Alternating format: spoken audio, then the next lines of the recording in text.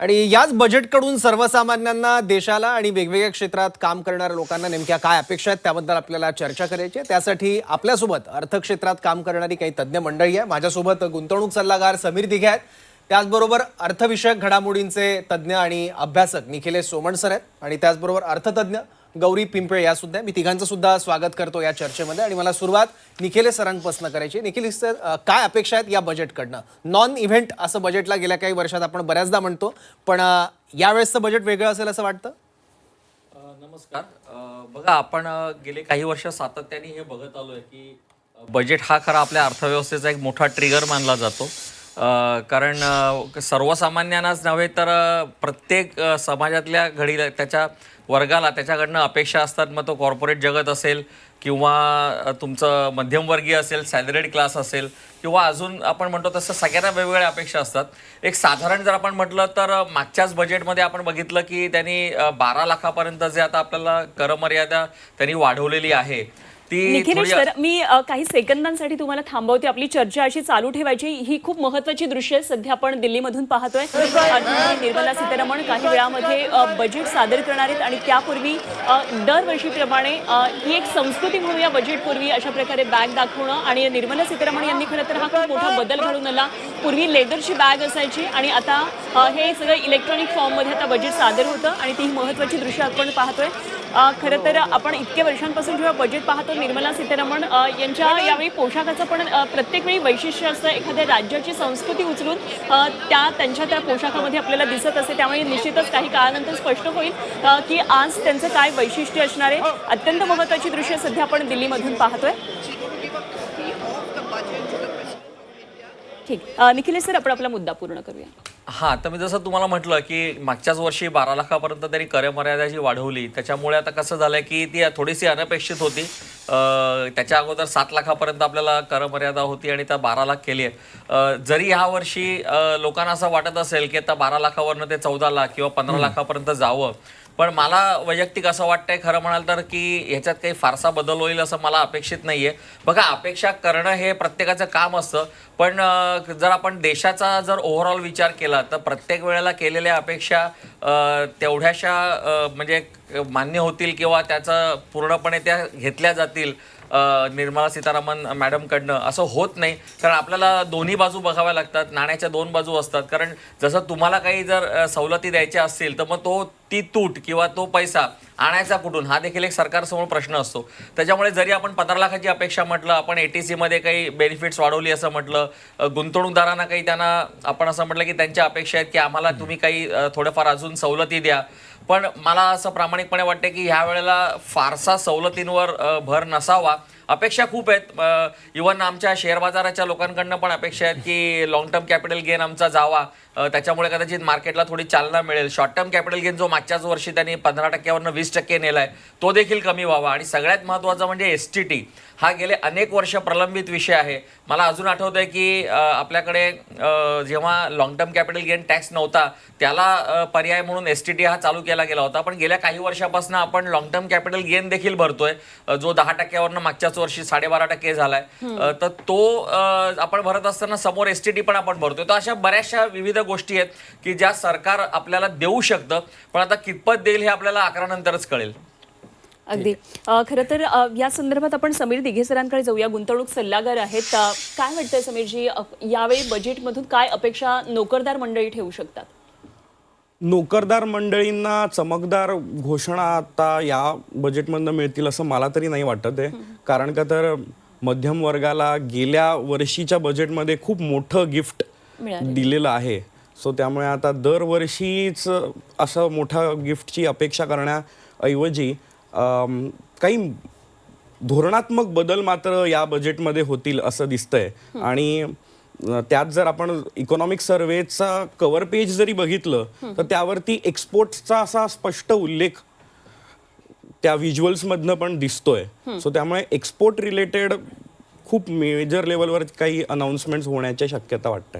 Okay, आणि गौरी पिंपळे, तुम्हाला काय वाटतं या बजेटबद्दल? काय अपेक्षा? एक तर देशाच्या इतिहासात पहिल्यांदाच बहुतेक रविवारी बजेट सादर होत आहे, त्यामुळे तो एक इंटरेस्टिंग ती एक फॅक्ट आहे या सगळ्या बजेटमधली, आणि अपेक्षा तर भरपूर आहेत वेगवेगळ्या क्षेत्रांच्या।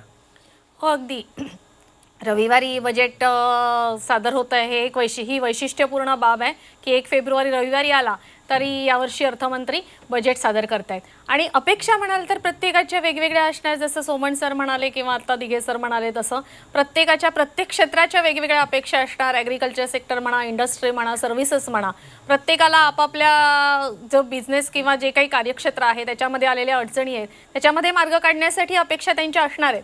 पण प्रत्येक अपेक्षेला बजेट खरं उतरेल असं आपण सांगू शकत नाही. कारण जसं आपण ह्या बाजूने विचार करतो तसं सरकारला त्यांच्या बाजूने विचार करावा लागतो. पण एक मात्र आहे, प्रत्येक बजेटमध्ये कोणती ना कोणती धक्कादायक बाब दिलेली आहे. बघूया ह्यावेळेस इन्कम टॅक्समध्ये काही बदल होतात का. तेवढंच एक बदल झाले तर अपेक्षित आहे. आणि आता दिघे सर म्हणाले तसं एक्सपोर्ट ओरिएंटेड काही चेंजेस अपेक्षित आहेत. ठीक आहे. समीर, तुम्ही म्हणालात की निर्यात केंद्रीय हे सगळं बजेट वाटतंय. टॅरिफचं मोठं आव्हान भारतीय अर्थव्यवस्थेसमोर आहे आणि त्याचे दुष्परिणाम सुद्धा दिसायला सुरुवात झालेली आहे. त्यामुळे त्यावर तोड म्हणून आपण युरोपियन युनियन सोबत सुद्धा फार मोठा करार केलेला आहे. मदर ऑफ ऑल डील असेल त्याला म्हटलेलं आहे आपण. तर निर्यातीसाठी काही विशेष धोरणं या बजेटमध्ये असू शकतात? नक्कीच असं वाटतंय, कारण का तर आपल्याला निर्यात वाढवणं हा अत्यंत महत्त्वाचा पिलर ठरणार आहे. म्हणजे GDP मध्ये 7.4% पर्यंत GDP वाढ होईल असं सांगितलंय. त्यातले 4 पॅरामीटर्स असतात. पहिला पॅरामीटर आहे consumption. So consumption related GST आणि इन्कम टॅक्समध्ये जे दिलेले बेनिफिट होते त्या सगळ्याच्यामुळे ऑटोमोबाईल सेक्टर म्हणा आणि कन्झम्पशनमध्ये बऱ्यापैकी बूस्ट आपल्याला दिसायला लागला आहे. Second is capex. So capex सुद्धा बऱ्यापैकी वाढलेलं आहे आणि रस्ते, हायवे हे बऱ्यापैकी वाढलेले आहेत. तिसरा, इन्व्हेस्टमेंट फ्रंटवरती आपण बऱ्यापैकी गेल्या 2 वर्षामध्ये मागे पडलोय ग्लोबल शर्यतीमध्ये. सो त्यामुळे आता चौथा जो पॅरामीटर आहे तिथे आपल्याकडे आपलं तितकंसं लक्ष गेलं नव्हतं अँड दॅट इज एक्सपोर्ट्स. आणि जसे आपले इन्व्हेस्टमेंट्स कमी झाले आणि सर्व्हिसेस आपल्याचा जो एक्सपोर्टचा नंबर असतो तो खूप प्रॉमिसिंग असतो. पण यावेळेला इन्व्हेस्टमेंट्स कमी झाल्यामुळे आपल्या डेफिसिट थोडंसं दिसून आलंय. सो या डेफिसिटवरती आता धोरणात्मक दृष्ट्याच काम करणं हाच त्याच्यावरती उपाय राहणार आहे. त्यामुळे एक्सपोर्ट वाढवण्याच्या दृष्टीने काही खंबीर पावलं घेतल्याशिवाय पर्याय वाटत नाहीये. अगदी आपण ही चर्चा अशीच पुढे चालू ठेवूया, कारण आज दिवसभर आपलं अर्थसंकल्पावर असंच लक्ष असणार आहेत. हे 3 पाहुणे आपल्याबरोबर आहेत सध्या स्टुडिओमध्ये. समीर दिघे, निखिलेश सोमण आणि प्राध्यापक गौरी पिंपळे. आणि त्याचबरोबर नागपूरमधून आपले पुढचे तज्ज्ञ जोडले जातात, अर्थतज्ञ आशुतोष वाकरे. सर, स्वागत, गुड मॉर्निंग. आणि आजच्या बजेटमधून आपण काय अपेक्षा ठेवू शकतो? तुम्ही या बजेटकडे कसं पाहता? नमस्कार. जर का आपण मोदी सरकारचं मागच्या पूर्ण दशकातले बजेट्सचं समजा बघितलं तर त्यांनी बजेटला एक नॉन इव्हेंट सारखं बनवलं आहे. म्हणजे पहिले जे एक होतं बजेट खूप मोठ्या घोषणा, आता कशा वर्षभर घोषणा होत राहतात. जेव्हा काही गरज पडते तेव्हा कोणीतरी RBI मधनं किंवा फायनान्स मिनिस्ट्रीमधनं. तर म्हणून बजेटमध्ये जनरली यांची एक पॉलिसी ही राहिली आहे की हे nuts and bolts types of आहे. छोटंसं इकडे काहीतरी केलं, तिकडे काहीतरी केलं आणि मधनं मग 12 लाखाची सवलत दिली वगैरे. तर म्हणून ते त्याचंच कंटिन्युइटीमध्ये जास्ती बिलीव्ह करणारे यांचं धोरण नेहमीच राहिलं आहे. रेशिओज चांगले करायचा प्रयत्न करतात. डेट टू GDP कमी करा, फिस्कल डेफिसिट चांगलं करा, रेव्हेन्यू डेफिसिट 0कडे जायला पाहिजे, प्रायमरी डेफिसिट कंट्रोलमध्ये. याच सगळ्या गोष्टींवर सरकार 10 वर्ष करत आलंय. मध्ये कोविडच्या वेळेस थोडासा स्पाईक झाला होता, पुन्हा त्यांनी त्याच्यावर आलं. तर म्हणून त्याच गोष्टींवर जनरली हे एक जो पाया राहिलाय.